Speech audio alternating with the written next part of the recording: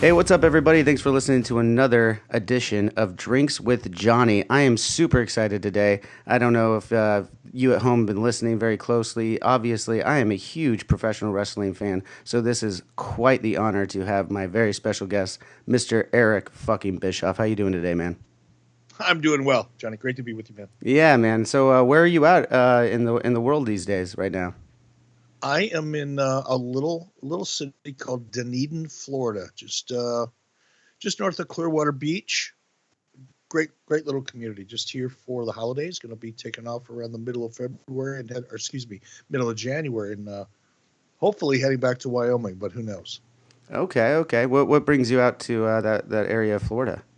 Our son and daughter-in-law live here, and my wife and I we did a short stint up in Stamford, Connecticut. We decided rather than driving back to Wyoming, we'd head south, hang out for the holidays, and then slowly make our way back. Okay, awesome. That's great. You're hanging with the family for holidays. You got to be pretty stoked about that. I am indeed. All It's right. uh, it's usually tough to do because, like I said, my wife and I live in the middle of nowhere, Wyoming, and it's really tough to get to, especially over the holidays. So whenever we have the chance to get together as a family, we look forward to it. Oh yeah, that's great. How's the weather out there? Today it's a little chilly by Florida standards. It's down to about 58 degrees. I kind of dig it. So does my dog Nikki. We were out, took a long bike ride along the beach this morning and had a great time. Oh, dude, that's awesome. Yeah, so you already mentioned a few things that I kind of already knew the answer to because I have to say the whole reason why I reached out to you, obviously from my fandom as a child, but more so 83 Weeks with Conrad Thompson. This is a fantastic podcast you guys are doing together. And I have to say, I have listened to almost everything, every single episode. I think I'm currently in the middle of the Rey Mysterio you guys did a couple weeks ago. And I gotta say, this is a fantastic podcast. It's opened me back up into wrestling. I hadn't watched in a while, and now I'm a WWE Network subscriber because I listen to you guys talk, and now I go back and I've watched. I've currently already gone through it. I've watched everything from '94 to the end of WCW pay-per-views, and I've gone through them all. And I have to thank you for that because it's just been an incredible watch. And I wanted to ask, what was it that made you finally come out and start talking about all these things during the 83 weeks when the head-to-head wars, Monday Night Wars, and you meet Conrad, who seems like a really cool dude. I haven't had the pleasure yet, but seems like he kind of got you out of the shell. Or how did this marriage of this podcast work? Basically, can you walk me through that? Sure. I had I had a podcast previously um, that I did for almost a year with a young man by name of Nick who works over at Wrestling Inc.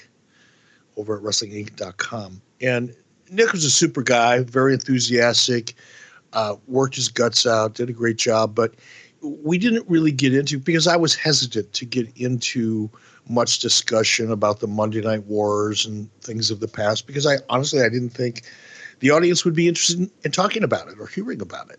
There's Wow. been so much written. There's been documentaries, there's been shoot interviews, there's been books, WWE has done a couple different projects based on the Monday Night Wars, and I just thought, you know what? It's been saturated. No one cares. And Conrad came along and said, look, there's a big market for that era of our business, and people still want to talk about it. And it was really Conrad who convinced me to go that way in terms of the format and talking about the Monday Night Wars. It was really his idea, not mine. Oh, dude, it was incredible. How did you meet Conrad though? Like you said that he came out and everything. What was your first interaction with him? Well, I had met Conrad at a wrestling convention a couple of years ago, and he came up and introduced himself to me, and uh, presumably he offered me a big chunk of cash to fly out to Huntsville, Alabama, where he's got a big, beautiful home. He's a very successful guy in the mortgage industry that just happens to be a huge wrestling fan, and he invited me. He was willing to fly me out first class, pay me a boatload of money to come and just spend an afternoon hanging out with him and his buddies talking about wrestling. And it just caught me as, I don't know, I don't want to say odd. It's not odd necessarily, but it Yeah. was unusual for me to get an offer like that. And I turned it down. Okay. I'm not a very social animal by nature. I tend to be a bit of a loner and don't generally hang out with large groups of people that I don't know real well. So I politely, turned them down. And then about a year later, a good friend of mine, Bruce Pritchard, called me and said, hey, this guy Conrad flew me down to his house, put me up. It was great. Spent the afternoon, treated me great. Because you should really do it. You'll have a blast. So I said, all right, well, I trust Bruce's judgment. And he put me back in touch with Conrad, and about a year after his first offer, I flew out to Huntsville, hung out with him at his home, and had a great time. And that was really when I met Conrad, as far as I can remember, the first time, because I don't remember meeting him at a convention. Oh, that's incredible. So, like, the whole mortgage thing, I didn't realize how big he was on that. I thought he was just, this big fan that was creating these podcasts with everybody, and that's how he was getting his money. But you're telling me now that mortgage thing, he already had a bunch of money, and he was just a huge fan, right? That's basically what you're saying. He's an extremely successul mortgage banker. He has close to 200 people working for him. He operates in 40 different states. He was doing extremely well before he ever got into the podcast That's business. incredible, because when you hear him on all the different podcasts too, but specifically the one that I listened to, 83 Weeks, he just seems like such a down-to-earth guy. You wouldn't expect that. He just sounds like, as he describes, just a fan that remembers, wrestling in the mid-'90s, early '90s, late '80s. And that's just incredible. Being a down-to-earth guy and a very successful person doesn't necessarily have to be a binary choice. You can be a down-to-earth guy and still be a wrestling fan, and by the way, still be hugely successful. So yeah, but he's a very, very smart. I call him a young man because compared to me, he's young. But at 38 years old, he's probably one of the most successful people that I've met. In terms of owning his own business and starting as young as he did. He's a very successful guy. And he's really smart. He's worked hard and he's smart. Yeah, no. And part of the other thing that I found that I gravitated towards your guys' podcast together was the fact that he is so close in age that I am. So when he references things that when he was a fan and, when he took a break from his fandom and everything, it was me and him kind of aligned exactly with it. And that's what I want to get into next. So, you come in, and I remember seeing you for the first time on WCW as like sort of an announcer, one of the color guys, everything like that. And I remember, just going, oh, that's another guy on there. And then lo and behold, years later, you come out and you're the guy, you're the head honcho running everything. And then, shortly after NWO happens, everything like that. But before that, you bring in Hulk Hogan, who you had said on the podcast is actually a really good friend of yours, which I think is really, really fucking cool. How did you first meet Hogan? Well, I first met him really when I was running WCW. We were taping some episodes down at the Disney MGM studios in Orlando, Florida. And while we were there, Hulk was also filming a television series called Thunder in Paradise. Mm-hmm. So we were both, in close proximity and had a lot of mutual friends and acquaintances and so forth. And, the word got out that I was there, and word got back to him that I'd, love to talk to him about possibly jumping ship over to WCW. And a couple days later, I got a phone call at my house and said, hey, next time you're down in Orlando, let's get together. And that's kind of what started it all. Okay, so once you guys were working together, that's when you became close, because obviously you guys are close now. Right. Okay, I wasn't sure if there was a relationship before that.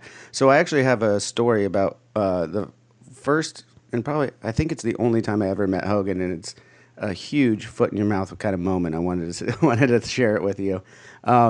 We were out in Vegas years ago. My band, Avenged Sevenfold, just started to gain some success, and we were hanging out at the Palms Casino. There was a concert going on, and there was all these suites around and everything like that. And we were told we're sharing a suite with Hogan and his wife, Linda, at the time.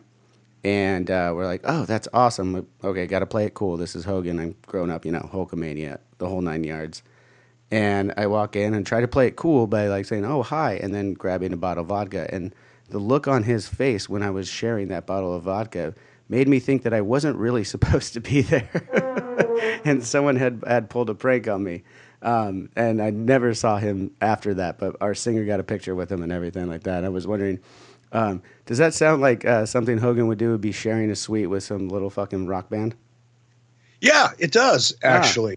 And he may have been unaware as to what the accommodations were or the situation was, but Hulk he is one of the friendliest, and I'm not just saying this because yeah. we're close friends, and a lot of guys are. I mean, not just Hulk Hogan, but of all of them, Hulk is generally, I think, probably the most outgoing and friendly to just fans and strangers that he would meet. He's a very personable guy. He loves being around people.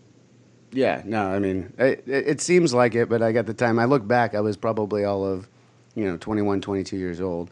Well, And he was with his ex-wife Linda, and just knowing that time period when they were both kind of hanging out at the Palms, and that would have been probably right before the divorce. mhm. So he might have been just one miserable fuck that day.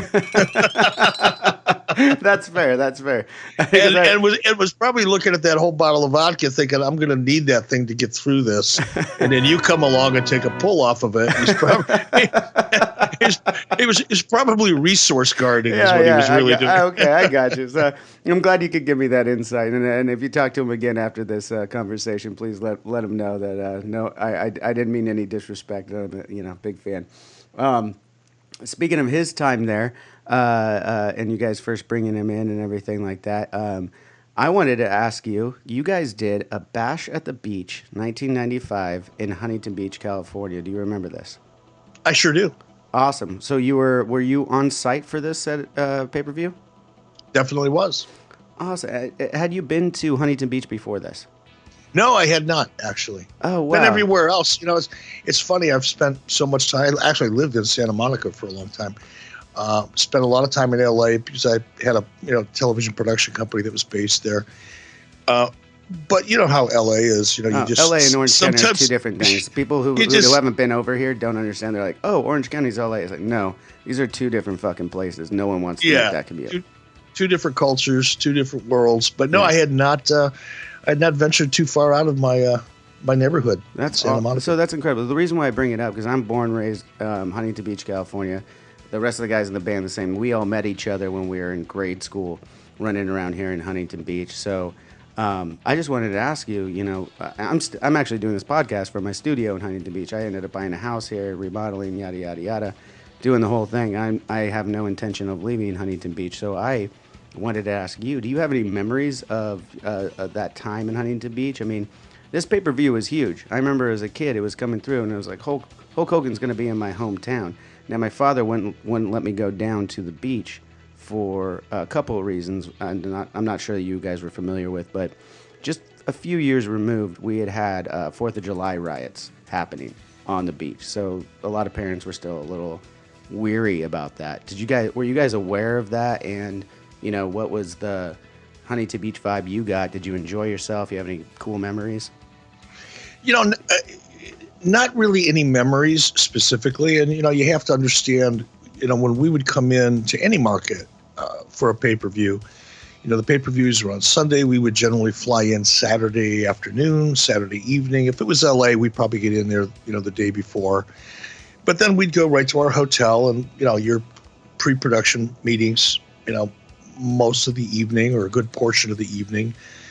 And then come Sunday, you got to be on set by 10 o'clock in the morning. So, other than seeing the inside of my hotel and having lunch at a couple restaurants over the course of a couple of days, I really didn't see much of Huntington Beach. Okay. The event itself came off great. We had no issues. We had no problem with the crowds or police or unruly behavior. It came off, all in all, it came off pretty well. Yeah, I remember it being very well. I mean, I had begged my father to take me down there, and he was like, you know what, we'll just get the pay-per-view. So I ended up watching the pay-per-view just a couple miles away from the actual live event happening, which was pretty silly at the time. Another cool thing that I wanted to share with you is where you guys did it was right in front of the Hilton, right there off of Huntington Street, actually. And I'm not sure if you remember all these things, and I don't expect you to.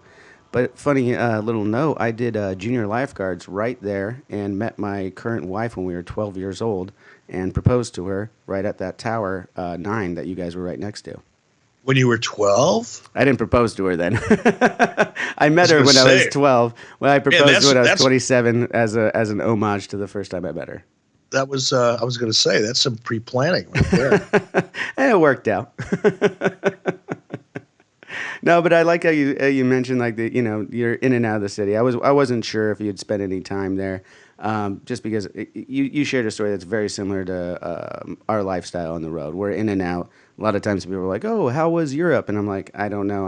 I know what the hotel looked like. I could tell you pretty much that." Yeah, it's like the airports. I could describe just about every airport in Western Europe.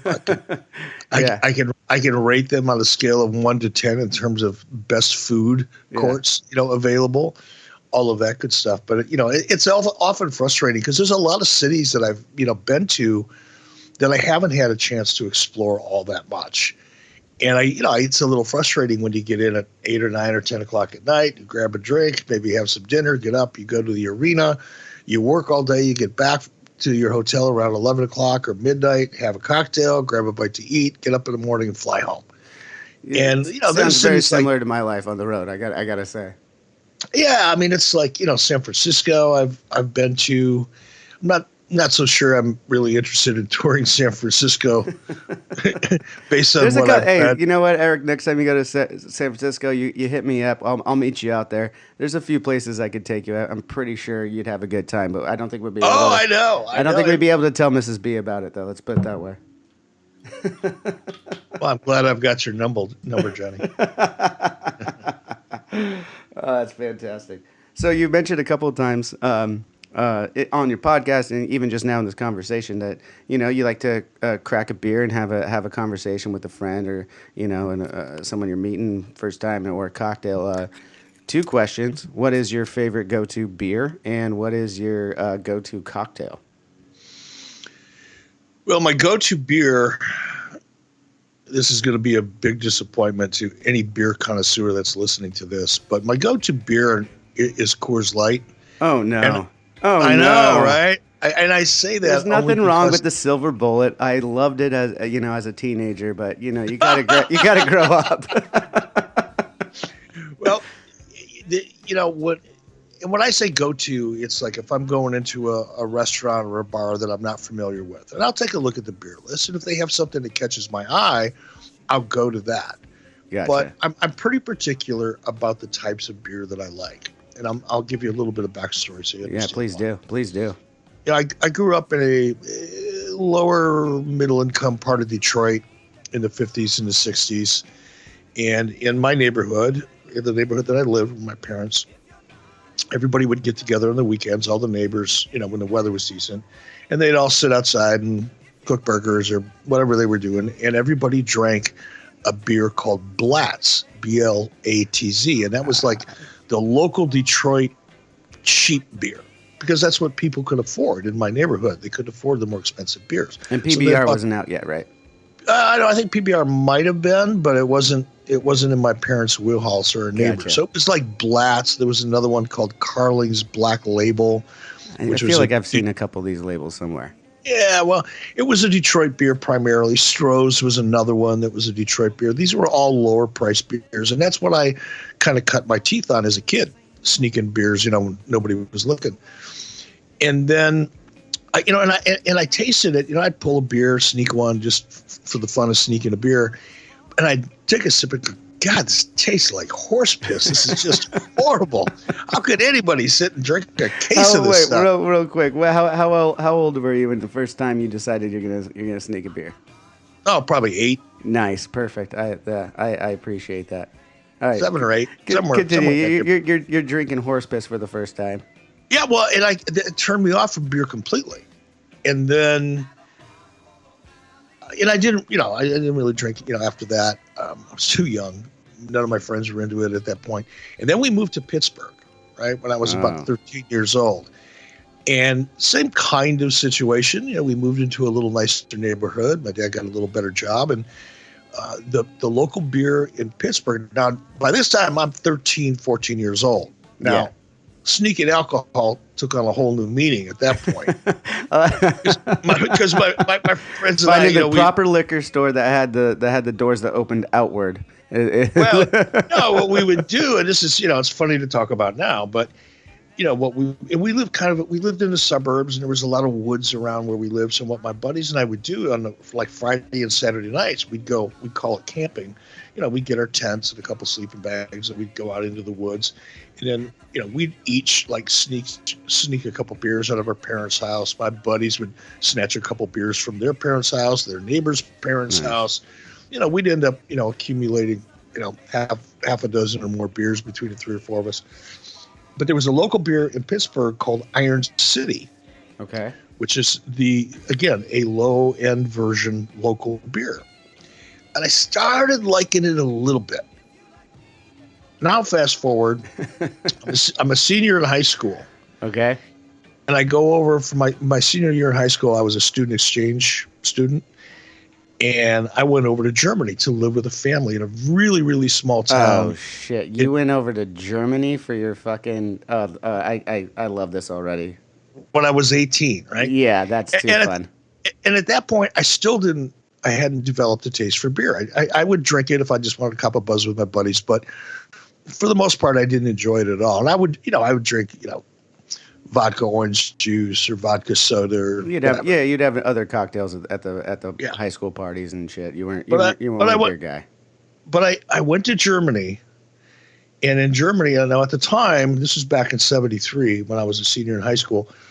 All the laws across the United States were 21 and over to buy alcohol, right? Mm-hmm. Well, I'm 18 years old. I go over to Germany with a bunch of my buddies and classmates, and you're beyond legal. The Germans don't. Yeah, they're drinking with with everybody and their parents at like 14 and getting hammered. It was discretionary. It was up to the bartender. If you were well behaved, they'd serve you. If you weren't, they won't. And anyway, I'm trying to make the story shorter. So I get over there and I have my first glass of German beer because what the hell? I'm in fucking Germany. That's what you're supposed to do. Absolutely. And I took a pull off this beer, and I don't remember what kind of beer it was. It was a German local beer, and it was just fantastic. It was mouth-watering. It had an entirely different flavor to it than the beer I know had. You don't remember exactly what kind of beer. Was it a lager-based or something like that, or was it a... Yeah, it was a lager. Gotcha. It was a local lager. And fell in love with it, and that kind of changed me, and I became a beer lover. So much so that I for a while I brewed my own beer, I made a fantastic beer. I actually launched a brewing company for a short period of time. Oh wow! And brewed my own beer. I would love to try an Eric Bischoff beer. I have to admit, I'd love to see what your take on creating your own beer would be. Well, we're not brewing it any longer. I did it for about 4 or 5 years, and there was no money in it. It was kind of like a very expensive hobby, is what it really was. I hear that a lot with it, but I just mean, if you want to make one again, I'll come out and try one of your beers. Well, it was a rye based beer. Also, rye based. Wow. Yeah. I've only had a couple of those. Those are pretty interesting. Really good beer. But now there's a beer out, and you can only get it, like around Wyoming and Montana where I live, but it's called Cold Smoke. Ooh. And it's a Scottish ale. Cold Smoke refers to... Is it a red ale? I've had Scottish red ale. I haven't had just... No, it's not. No, it's not a red ale. In fact, it looks almost like a Guinness if you're looking at it. It's really dark. I've had one of those, actually. I've had something similar. Yeah. It was so amazing. And that's my go-to. So when I'm home in Wyoming, I live about 90 miles from the Montana border. So about, once a month or so, I have to go to Montana for something, and I'll end up picking up a case of Cold Smoke and bringing it back with me. So that's my favorite beer. But when I'm out and about, kind of reflex action, I'll order a Coors Light. Okay, I got you. That's still a little interesting. I'm not going to knock you too hard on it. I mean, you're talking about really good beers here. Then you go to a Coors Light, but I won't fuck with you too much on that. On my cocktail choices, I'm a Macallan 18. Nice. Double Macallan 18 on a rock. Gotcha. Okay, that's a solid Scotch. Have you been to Scotland very often? I have. Kind of same story. I've been there probably a half a dozen times over the last 2 years. Probably have seen more because when I tour Scotland, I usually do 1 or 2 tours there a year, and we'll do 5 or 6 cities. Okay. And maybe not 5 or 6, probably 3 or 4 cities in Scotland. and they're all drives, so you get to see more of the country when you're Absolutely. driving. And it is a gorgeous country. I love it. Yeah, it is so awesome. There is one thing I can share with you, if you haven't already, the next time you're in Scotland, because I do know that it is all about the hotels and everything like that. You got to stay at this place in Edinburgh. I do not remember the name of it, but if you told anybody, it's the Sean Connery Hotel. They will know. Stay in Edinburgh and go down to the Scotch bar. There is a wall of Scotch and a professional, Scotch pourer at all times there. And when I say a wall, I mean like a fucking library wall. I spent some good coin in that hotel lobby. So next time you're in Scotland, you like Scotch, Eric? I really recommend you head over there. I'll definitely be looking at it. And Edinburgh is one of my favorite cities, by the way. The last time I was there, so cool. I stayed at a hotel right near the castle in Edinburgh. Oh yeah, the castle up at the top of the hill. I love that spot. Yeah. So I vowed to my wife, because I've never brought her over with me to anything that I've done out of the country. But I told her next time I do a tour of Ireland and Scotland, I'm going to bring her along with, and we'll make a vacation out of it. That's really cool. So you've never brought her out of the country. That's surprising. How long have you been with Mrs. B? We've been together now probably 37 years. We've been married 35. Wow. Congratulations. That's incredible. Thank you. Yeah. And so she's stuck with you through all of it. Yeah, and she's hot. She's hot as fuck. She's hot as fuck. She was out of your league. She was out of your league, and you definitely went up on it, right? Yep. That's fantastic. Well, you tell her I said thanks for putting up with you and keeping you relatively happy. Oh, she does a great job. Oh no, she keeps you happy, but I mean, like, I've heard you get pretty mad at a couple people. One would be like Mike Meltzer and stuff like that. Dave Meltzer. Dave Meltzer, sorry. Please don't. There's some poor bastard walking around out there named Mike Meltzer, and you just I just fucking buried him. You're absolutely right. Oh, that actually brings me to another thing. I have to get on Conrad a little bit here for not having your back against this Dave Meltzer guy sometimes. I was a fan of wrestling, a huge fan, and still am. I never was a dirt sheet guy, as you referred to it. I saw the magazines in the local grocery store, and it actually just confused the fuck out of me. I was like, what is this? I don't understand how this has anything to do with the story that I've been watching. And one other thing that you guys brought up on the 83 Weeks was Halloween Havoc 95. You remember this, obviously, because you talked about it, yeah? Oh, yeah. So this is the famously one that, the Giant comes back from the dead after the monster truck fight and everything like that, which, a lot of people shit on. I am one of the people that I don't think that it was that crazy of an idea. I mean, monster trucks were huge. I remember watching the WWF on Saturday mornings, and what came on right after WWF on Channel 11? It was fucking monster trucks and the Gravedigger. So obviously they knew there was a crossover, and you just kind of keyed on to that point, right? Yep, that was it. The monster truck business is and was even more so then than it is now a huge, huge business. Same demos, same demographics, live action, family entertainment. Middle income type crowd. Yeah, it makes perfect sense to me. So yeah, we were just trying to find new ways to kind of merge audiences. Yeah, and again, as I said several times, it makes perfect fucking sense. You got these really cool companies that build for what monster trucks are. They looked fucking incredible. They looked great. They looked exactly like what you would see if you went down to here Anaheim Stadium and watched the Monster Jam rallies, which I do now. I've got a son, and we take him, yearly for his birthday. They're a fucking hoot. They're great. The reason why I want to get on Conrad just for a second here is he was using Dave's reporting and saying how you guys were on top of the arena, and when the Giant falls off the side of it, he would have not fallen into the river because the arena you guys were at was at a different spot, or it would have been a parking lot, not falling into the river. Now, I want to get on him because he was just reporting what Dave said, but he didn't back you up on this because it's factually incorrect. If you go back and watch Halloween Havoc, they said the monster truck fight was happening on top of the Cobalt Arena, not where you guys were in the Joe Louis Arena. So that you guys had actually addressed the fact that it was not on top of the arena. So there would have been a river back there.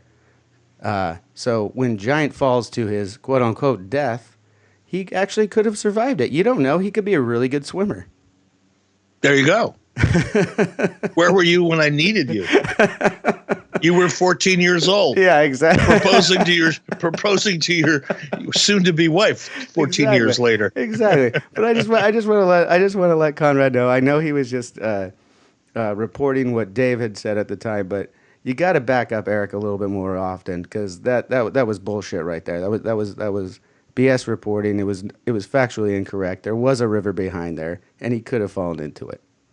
There you go. Glad we straightened that shit out. You're welcome. Now I want to get into some other wrestlers I know you're really good friends with. One of them is DDP, Diamond Dallas Page. I'm a big fan of his. I've actually met him a handful of times. Another story where I probably fucked up this friendship as well.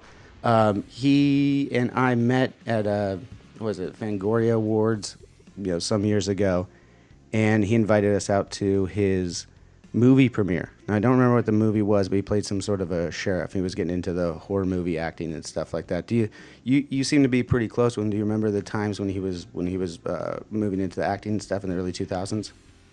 Yeah, I mean, I recall that, and I think the movie that you're referring to was one that he did with Rob Zombie. Could be wrong. I believe it. I believe it was, because I'm pretty sure that was what was going on there. So shortly after that, we as a band, Avenged Sevenfold, had a live taping of a show that we were going to do at Long Beach Arena. At the time, this was probably our biggest show. We were going to make it a DVD, everything like that. Diamond gets my number. He hits me up, and I have a conversation with him on the phone. Again, I'm all of 22, 23 years old, and I'm talking to somebody that I used to grow up watching for the very first time. And, this is awesome to me. I'm in some shitty apartment, and, he asked, hey, I got a girl, a friend that wants to come to this show. Can you hook her up? I said, of course, whatever you need. Show day comes. We got friends and family all over the fucking place. And I did not get a chance to go out and meet his friend. And I never heard a word back from DDP after that. Do you think that I really just severed all ties with this guy? Nah, he's a very forgiving dude. He wears his emotions on his sleeve, so I could see him getting a little ass japped. Okay. But at the same time, he's one of the most forgiving people I've ever met. So he'd probably just, if he heard this story today, he'd probably just laugh, slap you on the back, and make you do yoga. Yeah, well, I'm okay with that. I don't know about the back slap part. I mean, I'm a smaller guy, and he's got a pretty big fucking hand. It probably hurt a bit, but I always liked his style. Another one I want to get into is one of my all-time favorites, Ric Flair, and your relationship with him. And you go ahead. Well, I mean, Rick and I have known each other since really 93, I believe, is when Rick and I first really crossed paths. I'd met him, briefly prior to that, but I think it was about 93 is when we really first started working together pretty closely. And our relationship has evolved over, the years. For a long time, it was a casual professional relationship when I was an announcer there. And then once I moved up into management, obviously I started working more closely with Rick, and we became pretty good friends. The period of 93, 94, 95, Rick was really instrumental in helping me convince Hulk Hogan to move over to WCW. In fact, I've said this before, I'll say it again. Yeah. Had it not been for Rick, I don't think I would have been able to convince Hulk to make the move. So Rick and I were working very closely in 94, certainly to bring Hogan in. When we'd go to Florida, for example, 3 or 4 times a year to produce our WCW worldwide syndicated show, not the TBS shows on cable, the syndicated show. We would shoot those shows down in Orlando, Florida, and my family and I'd bring my wife and my kids. They were very young at the time, and we'd stay at a hotel on the property called the Yacht Club, because it had a really nice pool. It was very kid friendly. Nice. And Rick and his family would do the same thing. And Rick's kids were pretty close in age to my kids. So Rick and I and his wife at the time, Beth, and my wife and our kids were all hanging out at the pool, playing together when we weren't working together. We became very good friends. But, I was still the boss. And eventually, certain issues came up that kind of put us on opposite ends of a spectrum. Gotcha. And yeah. He had to hang on to his position. I had to hang on to mine, and it got kind of ugly and legal and a little bitter. But we've also been able to put that behind us. And now I would say, Rick is, while not my best friend, certainly one of my closest friends in the wrestling business. Someone you could still pick up on the phone. Yeah, someone you could just pick up the phone and still call and shoot the shit with. Oh, by all means, yes. That's rad. That's rad. So I want to bring up one more mutual friend, I think, here. Maybe two, actually. Let's get into Chris Jericho first, who is a mutual friend I've known since about 2011. You've known him quite a bit longer, obviously. He, in his book, brought up this no ticky, no laundry thing, and you guys addressed it on 83 Weeks. And I've heard him tell the story and everything like that, and it's great. It's great. It's all in good fun. I had no idea no ticky, no laundry was actually a coin of phrase back in the day. So when I heard it the first time, I was like, who the fuck says that? And then I brought it up to somebody else of a certain era, and they were like, oh, no, that's a coin of phrase. Where did you know that there was a coin of phrase when you threw it out there, or was it like? Well, do you think I just made it up? Yes, I mean when I heard it on 83 Weeks and talking to Jericho, I was like, who the fuck says that? So, a lot of people said it. In fact, I think I picked it up from a comedy skit that I had heard. I heard a comedian, use it as part of a skit, so it just kind of stuck with me. And clearly Jericho was, surprised that it actually existed, because maybe it was more of American things. He came from up north. Yeah, where? From fucking Winnipeg. There's probably a lot of things he had never heard before coming from Winnipeg. I mean, you've obviously been in Winnipeg quite a few times over the years at this point, right? No, actually, really? I think I've been there. Did you guys didn't do a lot of events out there? No, fuck no. I know there's Winnipeg. Wow, Avenged Sevenfold does. I've been there 2 or 3 times, which isn't a lot given we've been doing this for 20 years now. But yeah, it's one of those. Let's call it a B market and be nice. Look, I love small towns. I'm not knocking Winnipeg necessarily, and I probably would love going there in the fall or maybe in the summer. But I spent 20 years living in Minnesota. It's cold as fuck in Minnesota. And I love Minnesota though. But you gotta go back there. It's fucking fantastic. Guess what? Winnipeg is colder than Minnesota. Oh fuck yeah! Everywhere in Canada is colder. It's insane when you get in the winter months there. They're the smartest people though. Eventually, I don't know that it was like this. Because they all come to Florida. Or like Jericho. Decides, hell with Winnipeg. I'm going to buy a home in Florida. You're in Florida right now. Do you think you're going to go stop by his place? Have you been out there before? I have not, but I actually have to reach out to Chris later today to get some information about the cruise that I'm scheduled to be on. Yes, in January. Let's talk about that. That's a perfect segue in. You're going to do this cruise. This is the first time you're doing this cruise, right? Right. Okay. Right. And so, do you have any idea what to expect, or did he just like say, "Hey, Eric, you want to do this?" And you said, "Yeah." No, he said, "Hey, do you want to do it?" And I first said no because I was just being a bitch. When he reached got you out on a bad day. Well, he did actually. When they reached out to me to ask me to do this thing, I was literally sitting back in a middle seat, about 3 rows from the toilet, in the back of an airplane. I had Wow. I had a first class seat, and all the flights were canceled, and the only seat that I could get was this middle. And I was flying coast to coast. I'm flying glad you from New York. clarified that because I didn't want to be rude and ask, like, really, Eric? That's how you're traveling these days? No.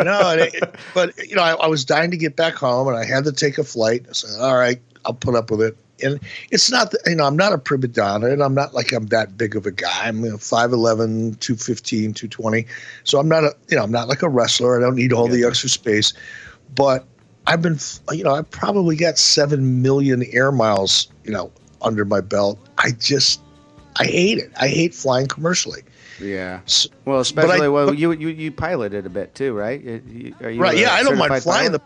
I was for a long time. But anyway, I'm sitting in this plane, and on my right, I got this fat lady that must have weighed 280. She's snoring and drooling and making funny animal sounds. To be PC, I'm sure she was a beautiful 280. Yeah, whatever. And then the guy on my left was just about as big, and I'm stuck in the middle, and I'm no athlete, I'm a little on the pudgy side, so I'm stuck in the middle, and this is fucking horrible. And then I get a text said, "Hey, you want to go on a cruise?" I'm going, fuck that. No, I don't want to be around more people like this. If I have to get on an airplane in order to go on that cruise, I'm not going. I was just I was in that shitty of a mood. But what changed your mind? Oh, I thought about it. I thought, wait a minute. Chris is a guy who volunteered to kind of be the host between a debate, the moderator in a debate between Bruce Pritchard and myself about the Monday Night Wars. And Chris just showed up. He did it for free. He just did it because we're friends and he wanted to do it. And it dawned on me about 3 days later after I turned them down. I said, what a jackass you are for turning this. Here's a guy that did me a solid, wouldn't even take money for it, just wanted to do it for the fun of it. And I'm being a bitch because I was second coat between two fat people. So, that's some fucking perspective, though. I'm glad that you were able to see that. So I called Chris back and apologized. I said, Chris, I'm sorry. I got a case of the ass. I was just in a horrible fucking mood. I was angry at myself and angry at the world. And I'd love to do your cruise if the invitation is still open. So that's where we're at. That's awesome, man. No, I love hearing that because, Chris is a great guy, as you know. I'm sure you guys had your differences as well. We just talked about Flair. You're still the boss at some point, and your conversation or your guys' relationship has already been chronicled. You got everyone listening. You could go to 83 Weeks, and you could actually find where they specifically chronicle Eric's and Chris Jericho's relationship before and after he moves over to the WWF at the time. So we won't belabor that point, but I will say to this day, Chris is one of the craziest workers I've ever seen in my life. I am convinced at this point that he has cloned himself because there's no fucking way you can be at this many different places at the same fucking time. He's making the most of what he's built for himself, and he's done such a fantastic job. He's reinvented himself, half a dozen times over the last 10 years, I think. And each time he does, the new version is more interesting than the old version. And that's saying a lot. That's saying a lot. A lot of people try to reinvent themselves, find a new character, find a new style, get a new gimmick, whatever. But Chris has been able to, reinvent himself and improve upon the previous version every time he does. He's really, really a talented guy. Yeah. Have you seen a lot of his AEW stuff? Obviously, this is a hot topic in the wrestling world right now. They're what are they in like 8 weeks so far, and they're doing really well. In retrospect, I heard the podcast you did a couple weeks ago saying, it's all in retrospect, and I 1,000% agree. But the fact that they're doing it, and he's got this Le Champion thing going with a little bit of the bubbly. Are you familiar with all this stuff? Have you watched that closely? Yes, I am. Yeah. So, what is your take on AEW? We don't need to go into the business aspect or anything like that, but just as, at some point you were, and I don't know if you still are, but you had to have been a professional wrestling fan to get into that industry. So, as the fan, if you can take yourself out of it, what do you think about the AEW? I'm impressed. first and foremost. It's the first word that comes to my mind. Yeah, Number that's one, I'm good. impressed.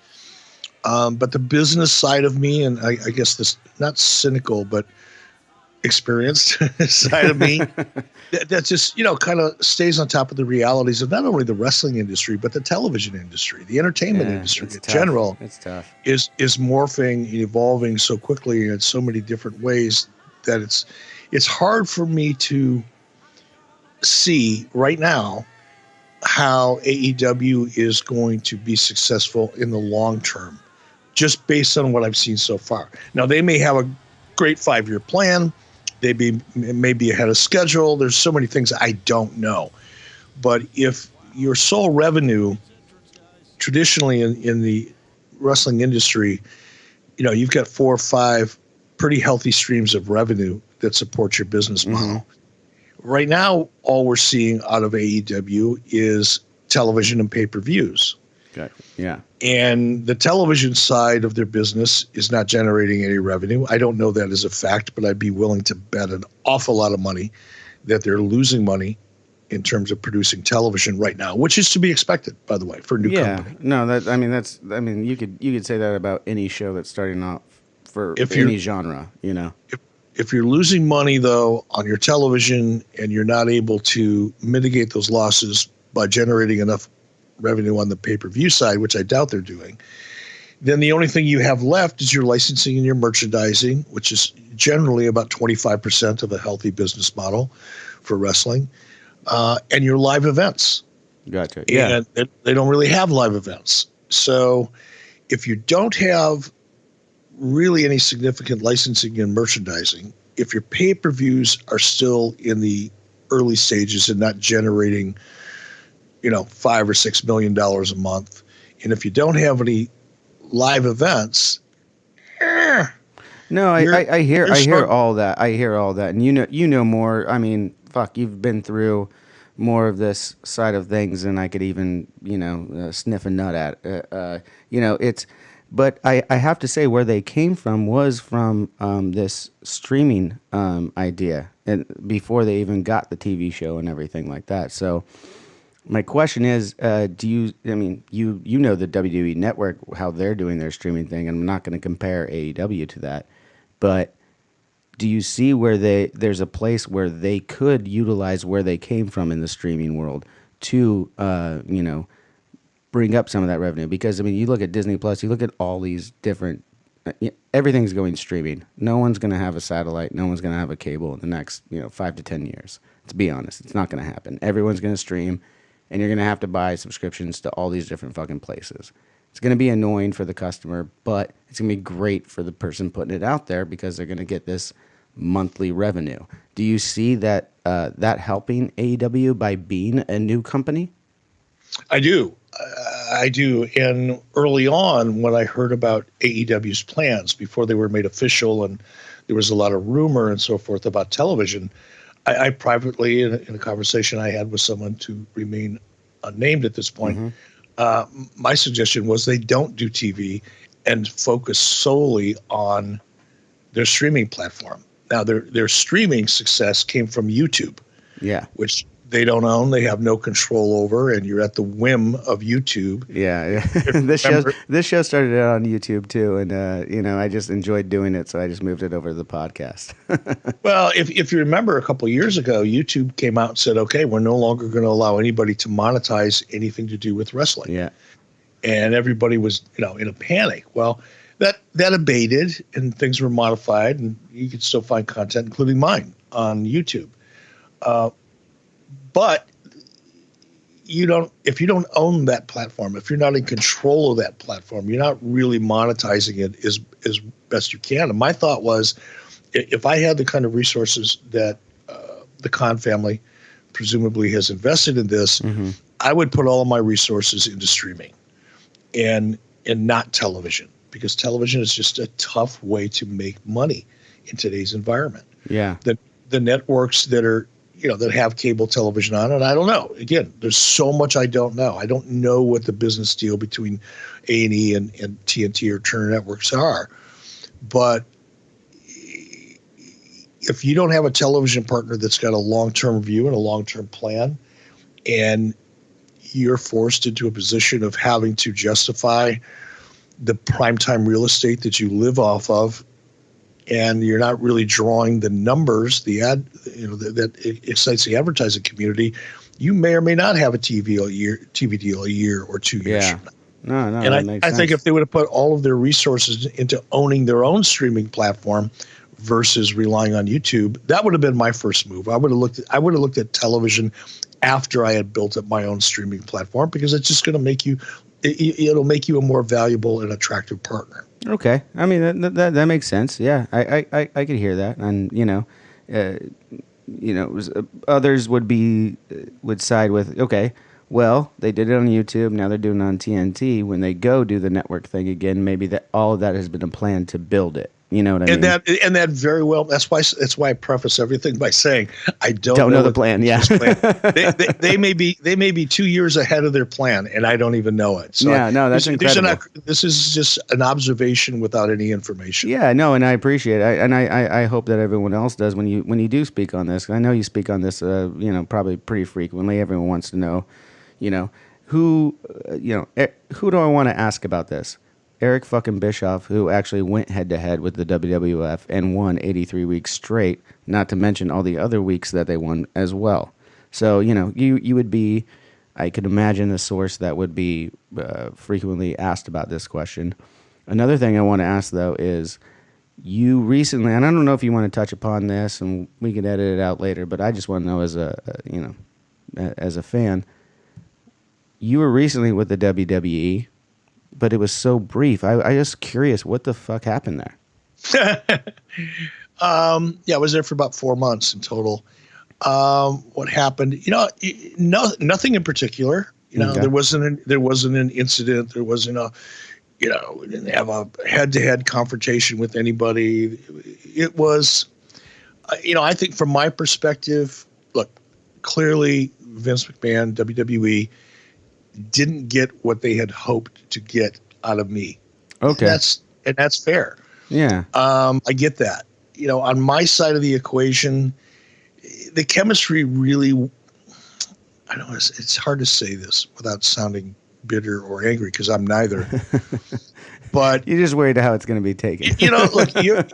Look, partly, but more importantly, I want to say it correctly to express how I really feel about it. You're in the music business. Mm-hmm. You know that if you've got, how many people are in your band? There's 5 of us. Okay, there's 5 of you. I would imagine for the most part the chemistry's pretty good in your band. Yeah, well, as I said before, we grew up here in Huntington Beach. We've known each other since, there's if any egos start to get out of control, we know how to bring each other right back down. Well, for me, it wasn't even really an ego thing. Okay. But if you're going to be as good as you could possibly be creatively, if you're going to bring that extra, I'll say I instead of you or one. Yeah. But if I'm going to be my best in a creative situation, the chemistry's got to be there. Oh, absolutely. And huge if the chemistry's not there, neither is 50% of the equation. So for me, I think more than anything, that was just chemistry. It's when like you say chemistry of who you were working with, who were you working with directly? I was never really clear on what your position was going to be there. Well, my position, as it was defined on paper, was to be the executive director of SmackDown, which essentially meant I oversaw every aspect of everything that had anything to do with SmackDown, from T-shirts and merchandise to advertising to public relations to marketing. Obviously, creative was a big part of that. Even to a lesser extent, the live event side of the SmackDown brand. Okay, so that makes sense. And I was, again, the only part that I knew as an outsider was the creative part of it. And I was excited because I was like, okay, here we go. We got Eric Bischoff going to stir some shit up again. Who was it that Well, look, Vince McMahon. Anything that you see, read, hear, or otherwise experience through your senses is filtered directly through Vince McMahon. Gotcha. Everything. And Vince's vision or what makes sense to Vince wasn't necessarily something that always made sense to me, and vice versa. Yeah. And you just get a sense that this just isn't going to work, and without sounding like I'm criticizing their product, I said this before I got hired, and they hired me anyway, and I'll say it after I've been fired because I've got nothing to lose. The product itself is pretty bland. The filter through which all things WWE are filtered through hasn't changed in about 10 or 15 years. Well, they haven't had any reason to yet. That's another reason why I get excited. I know it's far off, but the AEW, just because they haven't had, and you're right. I've heard you talk about it before. There's probably it's still it's really an off chance that they'd be able to push them to change anything. Well, yeah, but in order for, look at it this way, and again, this is going to sound like me patting myself on the back, and I'll apologize in advance. but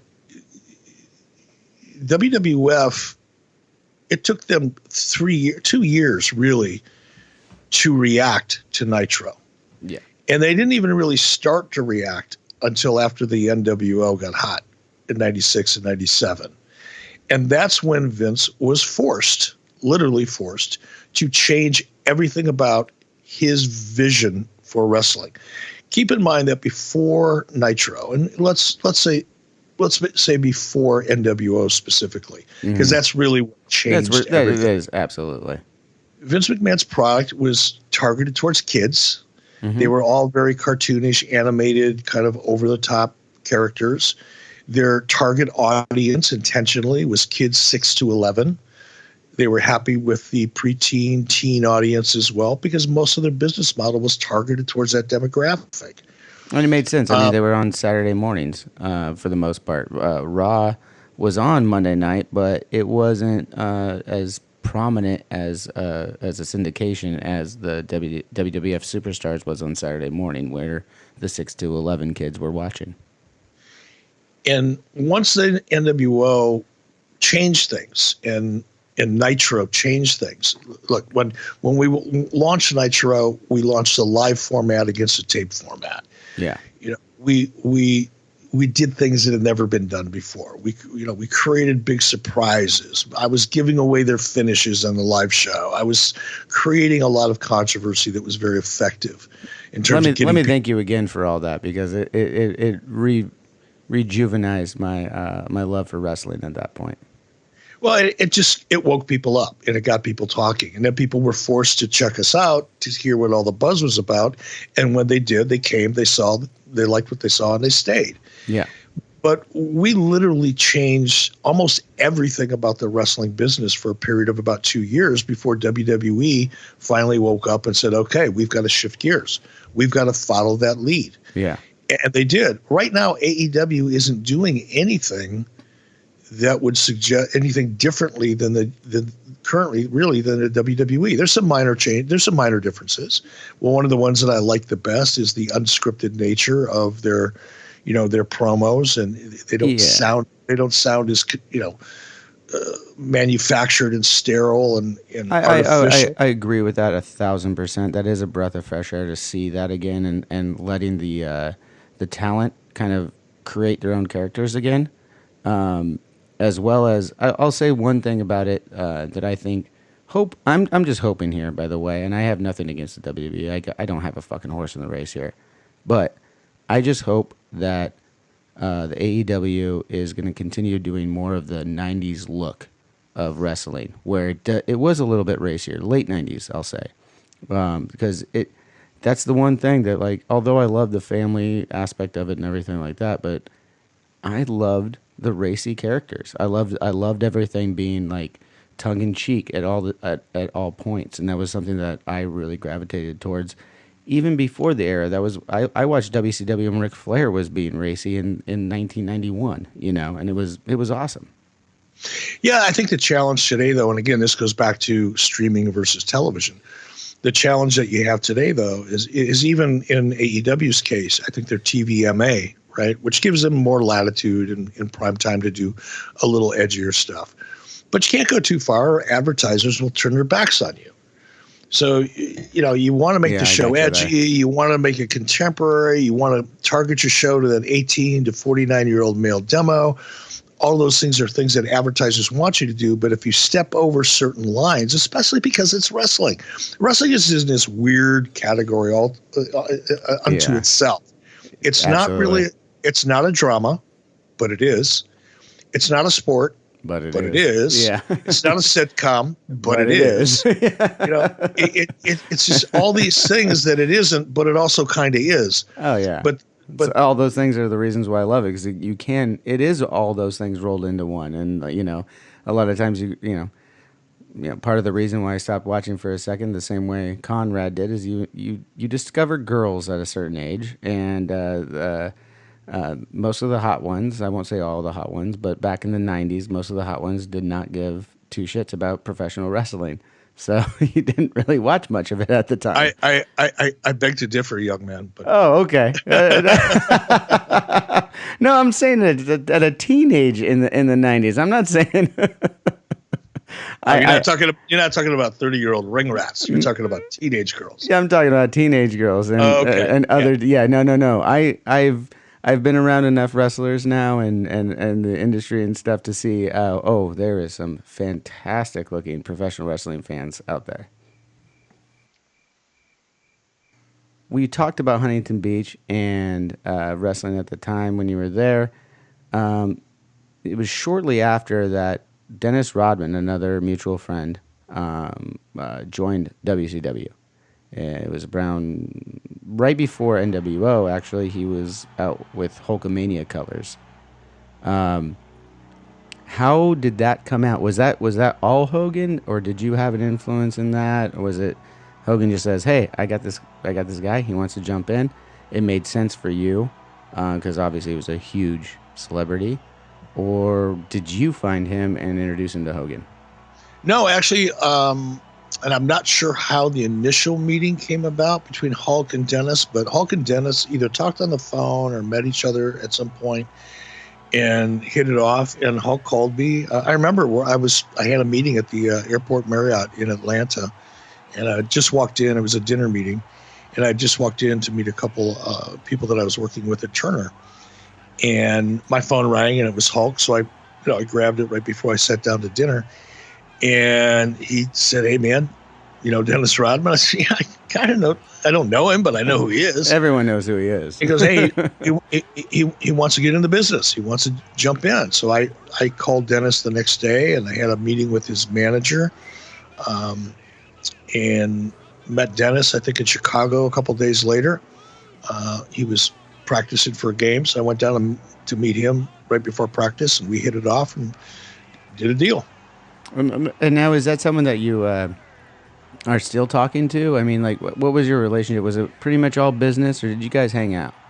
No, we hung out quite a bit, actually. Dennis Rodman, controversial character to be sure, complex guy. He's got his demons. It's not a secret. Mm-hmm. But I've gotten to know Dennis pretty well. I'm not going to suggest we're close friends, but we're close enough that I've had some very, one-on-one normal conversations with him.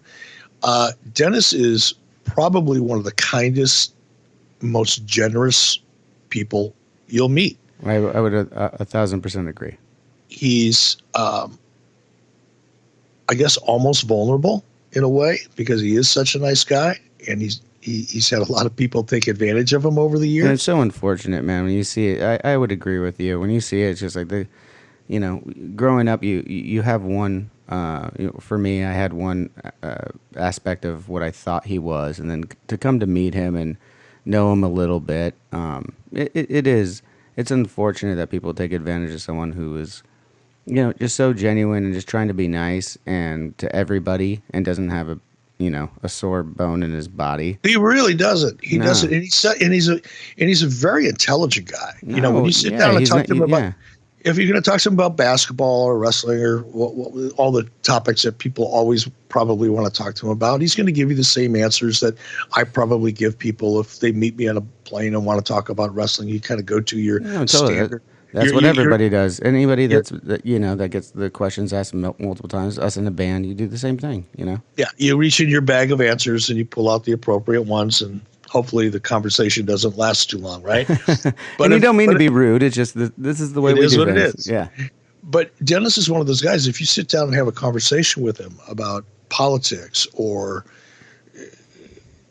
media in general, or anything, he's a very articulate and very intelligent, introspective guy. Absolutely. But he's also very shy, and sometimes that shyness, especially when he's out, it comes across a little different, especially because he's Dennis Rodman and he has a reputation. But he really is he's a sweet guy. He's fun to hang out with. He's got a great sense of humor. Yeah, he's almost it's almost as if he's I hate to pin this on it, but it's almost kid-like. But just because he's been screwed around so many times, but he's still maintaining, like even today, he's still maintaining that he's just going to be a good person, whether or not he's been screwed over this many times, and open his heart. And I think that's commendable. I mean, you can disagree with his politics and the way he's done things, however you want, but you cannot deny what a nice person that guy is. No, super guy. Yeah. So I'm glad you had that. And then I wanted to ask, do you have any, I don't know how I'm going to transition into this, but do you have any, one of the crazier Rodman stories that, we could all share, where you said you did hang out with him quite often? Was there, how was it like traveling with Dennis Rodman in, 95 to 98? I'm not going to go into a lot of detail. No, I'm not expecting you to. But I'll give you one. I'll give you one standout moment that I probably won't feel bad for sharing. Yeah. No, I understand how it goes. We're not putting anyone under any buses at this point. When there was one or point, ourselves. there was one point we were doing something with Dennis, and we were traveling from Tampa, I think, over to Jacksonville or Orlando or something. We're crossing a good chunk of Florida. Let's put it that way. And Dennis, one of the things that Dennis wanted was a tour bus. He didn't want to fly. He didn't want to drive in a car. He wanted a bus. So we got him a bus. In fact, I think, I don't want to say this because I'm not even sure it's true. But someone told it to me. But it was presumably some country music star's tour bus. So it was a really, really nice tour bus. So we jump in the bus and we leave Tampa and we do a couple shows, or there was a couple stops along the way. One of the nights I think we were in Orlando, and the show was over and Dennis wanted to go to a strip club. So we took the bus, and a couple of the security guys and a couple of the wrestlers came along. And I don't remember the name of the club. We went to this club and we're all sitting there having beers, and we look around and Dennis is gone. Go, where the hell did Dennis go? Oh, 1 minute he's there, and the next minute he's gone. So we're looking all over. We call out to one of the security guys that were assigned to him, and on the walkie-talkie, he said, "Hey, you got eyes on Dennis?" He said, "Oh yeah, he's in his bus." So then, "Oh, okay, cool. Yeah. Well, let's get going." It's like 1:00 in the morning. It's time to leave. We had miles to cover. So I go out to the bus. Security guy says, "You sure you want to go in there?" I said, "Yeah." So he opens up the door, and it looked like a scene out of the movie Caligula. Oh, I'm not familiar with this movie. You're going to have to describe it a little bit better. Google it. I will. As soon as we're done with this is the first thing I'm going to do is look at Caligula. Yeah, it was a sight.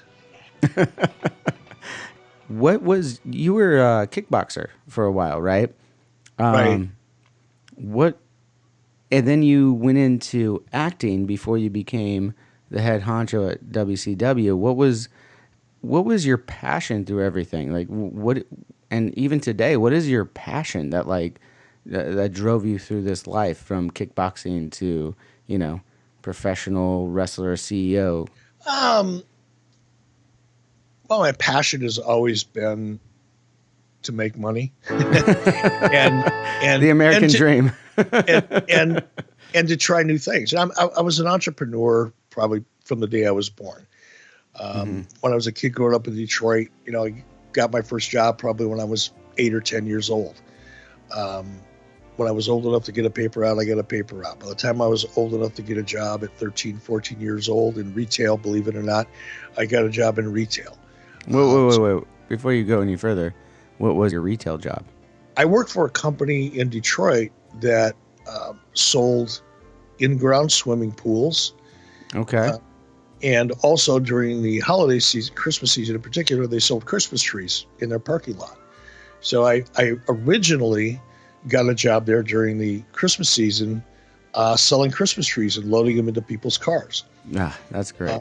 That's fantastic. And I did well enough that at the end of the Christmas season, after Christmas came and went, the guy actually hired me to work inside the pool store. So, my job was essentially to keep the place clean, greet customers when they came through the door until the salespeople could get a hold of them and, that type of thing. But I worked there. I think that was my first legitimate job at the age of around 13 or 14. Dude, that's rad. Yeah, it's a different time, different culture. It really but is. Back to the transition. Oh yeah, sorry, go back. So the a big part of me has always been to try new things, build new things, find a new way of doing something. I was also fairly active athletically throughout high school, junior high school, even into college. I wrestled in high school. Was never very good. I was probably on a good day, I was, a 50-50 kind of performer, but, I made the varsity team and I enjoyed it. I wasn't the best at it, but I enjoyed doing it. And even after high school, I continued to wrestle as an amateur in the Greco-Roman and freestyle divisions of post high school competition. So I did that for a while and then got into martial arts. I had previously dabbled in it a couple times as a kid, but wasn't able to keep up, lessons and things like that because I couldn't afford it. But once that changed, as I got a little older, I really kind of threw myself into martial arts.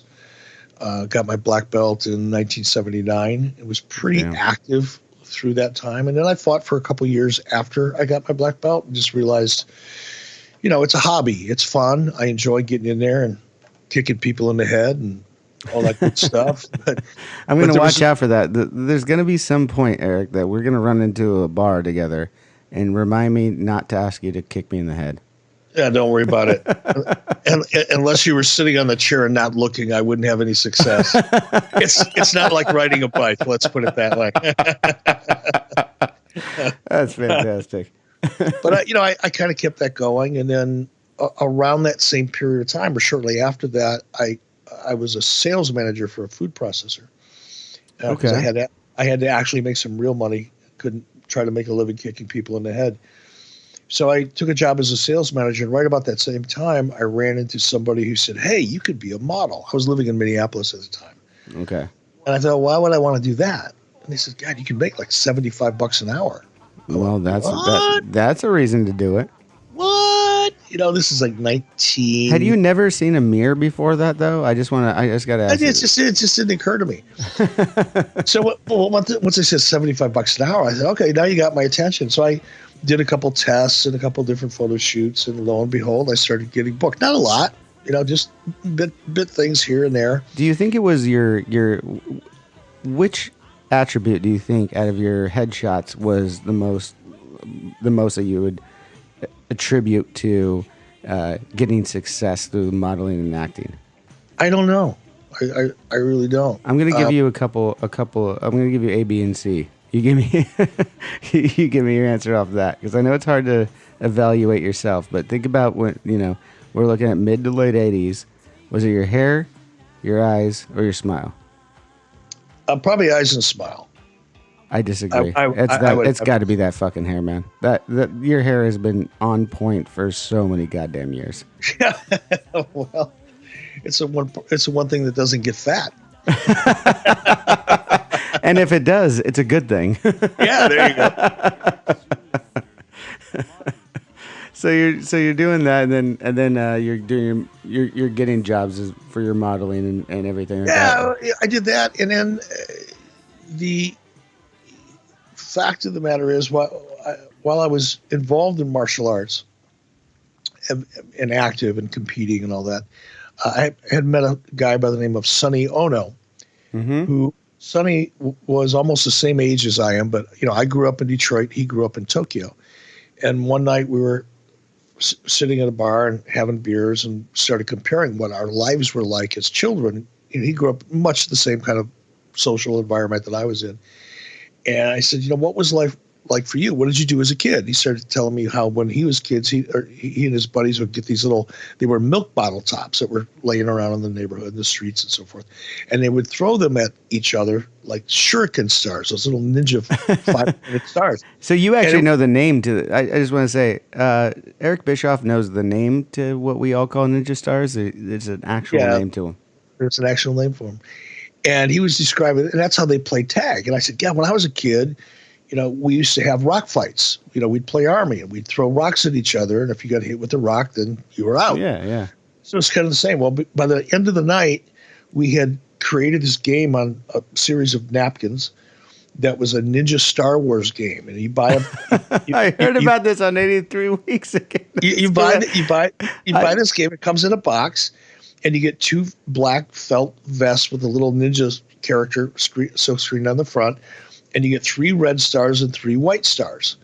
And then you put these vests on and you chase each other around, throwing stars at each other. And the first person to get hit 3 times loses. A very simple thing, right? Yeah. Kids game.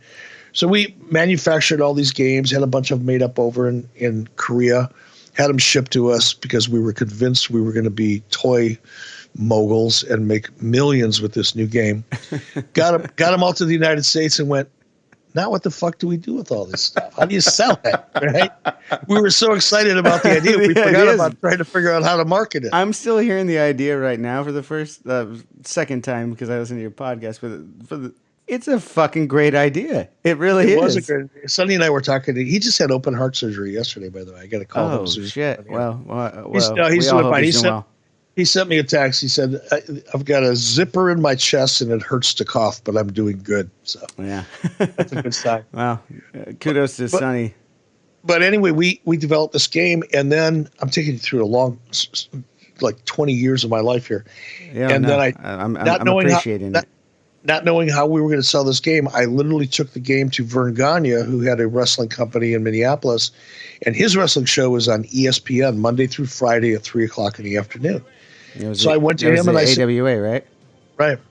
So I went to Vern and said, hey, how about if I've got 5,000 of these games, I've already paid to have them manufactured, I'll cut a television commercial that you can run on your show, and we'll sell them, 1-800, kind of a thing.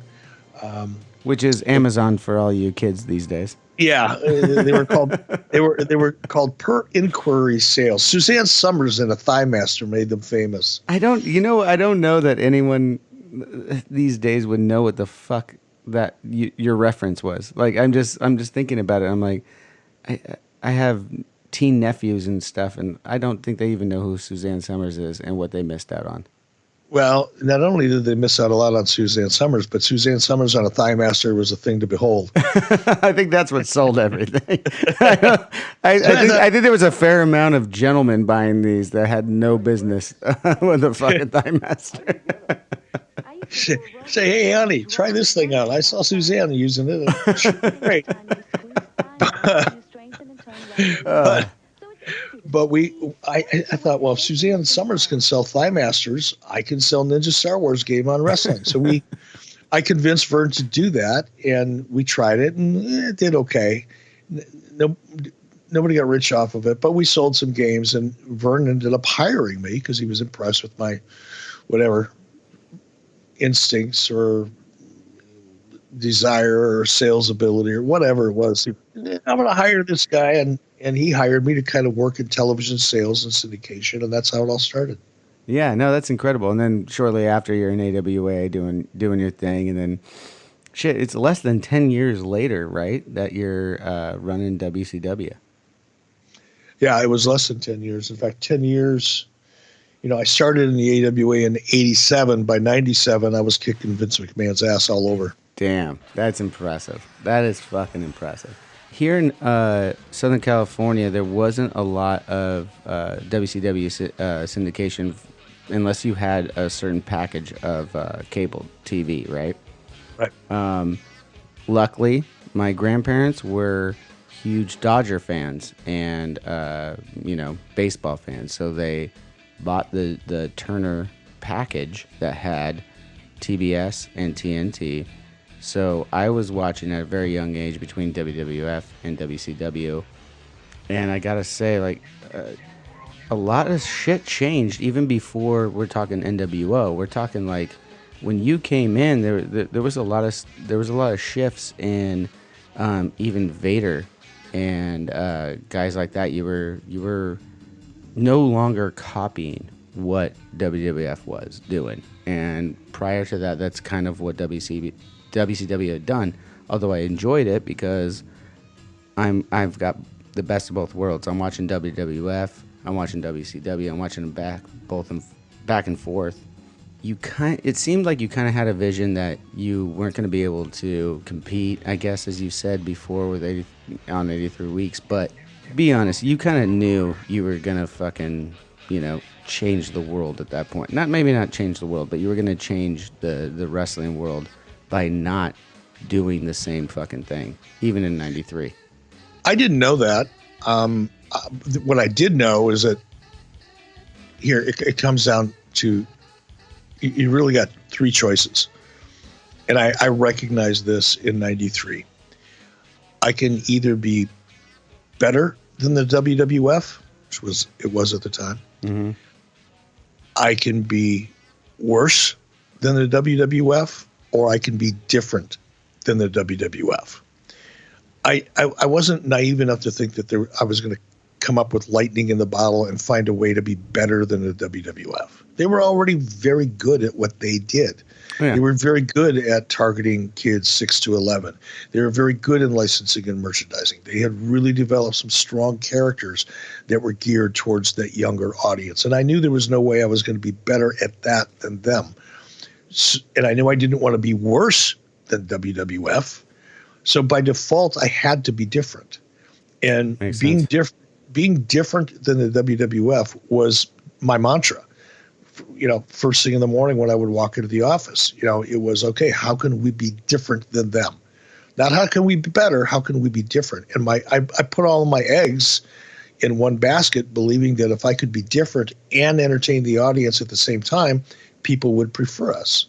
And that's exactly what happened. I literally sat down, Johnny, with a yellow legal pad and a pencil, and I made a list on the left side of that pad of all the things that WWF did well, and on the right side of my pad, I said, okay, they do that well. How can I do it different? They do this well. How can I do that different? So smart, though.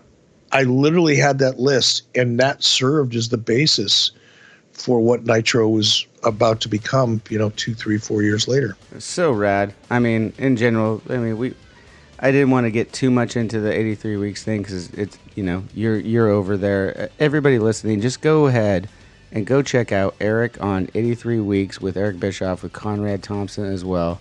They've been doing it for, how long has it been now, Eric? It's been like, what, year and a half, 2 years? Yeah, we started it a year ago this past April, so we're coming up on almost 2 years. This is an incredible podcast if you're a wrestling fan. Or actually, you know what?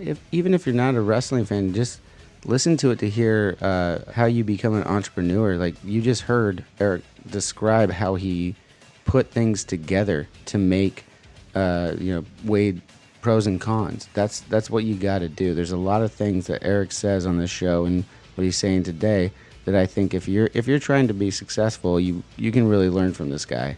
And I appreciate you being on. I want to ask one last question, though. All right. In the NWO, when you've said on 83 Weeks before that you had already had this idea prior to Hall and Nash coming over. So before the Outsiders happen, before Hogan's turn happens, this is already something that you're playing around with the idea of. I want to know, had Hall, Nash, and even before Hogan, if you didn't have Hall and Nash jumping from the WWF, could you have pulled off the NWO, and how would you have done it? I don't think, honestly, I don't think, if Hall and Nash would have not been available and made the jump, I don't think I would have ever attempted to launch the NWO idea, because the idea had to have, in order for the idea that I had in my head, and believe me, it wasn't a fully fleshed out NWO angle in my head. I understand. Yeah, I'm talking preliminary, obviously. It was just in hindsight as well. Yeah, I mean, I don't know anything about music, but I would imagine if you're trying to write your own music and you're sitting there with your guitar some afternoon, sitting on a piano, and you riff a couple chords that kind of feel right, and you just start building upon it and building upon it and building upon it. And that's really what I had in my head at that time. I had this idea that I wanted to create a storyline that was kind of that would create an internal struggle within the company, right? And I knew I needed people from the outside to make that happen, but those people had to have a motivation. They couldn't just come in with no real reason, rhyme or reason, and all of a sudden start laying waste to WCW. And the idea behind Kevin and Scott, the reason the idea kind of came together so quickly in my mind, was because Kevin and Scott had both previously worked for WCW. They left. They were very unhappy when they left because they didn't feel like they were getting the respect or recognition or opportunities that they deserved. So they left, and this is all real life shit, right? And the audience knew it. That's behind the scenes, but people knew. So they left. They went to WWF. They became hugely successful, and now they were leaving. But they were leaving to come back and take revenge on the company and the people that didn't give them the opportunity they felt they deserved in the first place. So that great. It's a great storyline. It's an absolute great storyline. What made it a great story is because so much of it was true, and so many wrestling fans knew about it. And those that didn't were able to kind of connect the dots very easily. Even as one who didn't read those magazines and everything like that, when it happened, as I said, I was watching both syndications or both organizations, and when it happened, I was like, wait a minute, I just saw this guy, 2 weeks ago on a different, on a pay-per-view, and now he's over at WCW. My original thought as a, 9-10-year-old kid was, oh my God, is WCW and WWF coming together? Yeah. Well, a lot of people thought that. But no, and as far as the second part of your question, how would I have put it together without Scott and Kevin? I kind of go back to my first answer. I don't think I would have, and I don't think I could have. Yeah. Okay. Yeah. It's kind of a stars aligning. You had the idea, and then it was just the right time, the right place for those guys to jump. Yep. That's incredible, man. So I think I've taken enough of your time. I appreciate you talking to me, and I hope you're enjoying your family out there in Florida. But I want to ask you one last thing. Where can everybody listening find more of Eric Bischoff? 83 Weeks with Eric Bischoff on Westwood One or anywhere you get your favorite podcasts. Absolutely great podcast, everybody. If you haven't already listened to this, you need to listen to this. And it will, if you haven't listened to anything about wrestling in a long time, it doesn't matter. I'm telling you right now, they will make you love wrestling again. So go ahead and go check out 83 Week Podcast with Eric Bischoff and Conrad Thompson on Westwood One. It's an incredible place to hear about everything that you grew up loving. And if you're a wrestling fan now that hasn't heard this story, I don't know what rock you've been living underneath, but get your ass out there and go listen to how awesome wrestling was from 95 to 2000, because that's what I did. And now I'm a WWE Network subscriber because I wanted to watch every moment of it again. All right, well, anyways, again, thank you, Eric, so much for being on the show. I appreciate it, man. Thank you. Be well.